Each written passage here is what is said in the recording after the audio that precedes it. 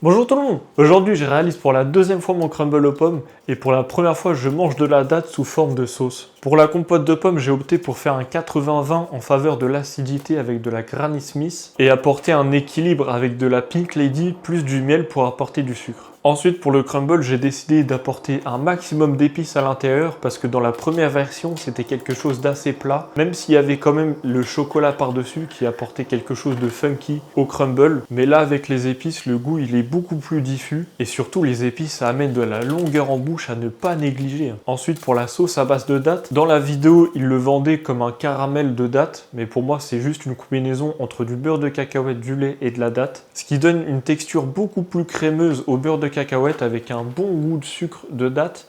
Parce que oui, la date c'est ultra sucré, mais genre vénère, et c'est magique au début, mais justement c'est ça qui m'a causé défaut. Parce que quand vous prenez une cuillère parfaite, vous avez un équilibre parfait entre tous les goûts, mais c'est ça qui me fait chier. Parce que moi, ce que je recherche dans mon crumble aux pommes, c'est vraiment avoir ce côté acide en bouche, qui là malheureusement avec la sauce à base de dattes, je la retrouve absolument pas. Et ça me déçoit un peu. Ensuite, visuellement, je trouve il n'y a pas photo comparé à la première version. C'est beaucoup plus gourmand avec la sauce dessus, mais je trouve qu'il faut encore de la coloration pour le crumble. Je vais la pousser à 20 minutes pour vraiment avoir une belle couleur dorée, ou en tout cas brune, qui fera ressortir la sauce par-dessus d'une manière incroyable. Et ensuite, dans la compote de pommes, c'est que visuellement, c'est pas esthétique. Et je verrais bien à l'intérieur des petits points noirs, soit en ajoutant de la fève de tonka, ou alors en y intégrant de la gousse de vanille. Donc j'ai bon espoir pour l'amélioration de la prochaine version. À voir si je trouve une autre solution pour la sauce, pour vraiment valoriser le côté acide de la Granny Smith, mais je verrai bien au moment venu. Sur ce, j'espère vous être régalé à voir cette vidéo, et je vous dis à la prochaine pour une nouvelle expérience. Bye!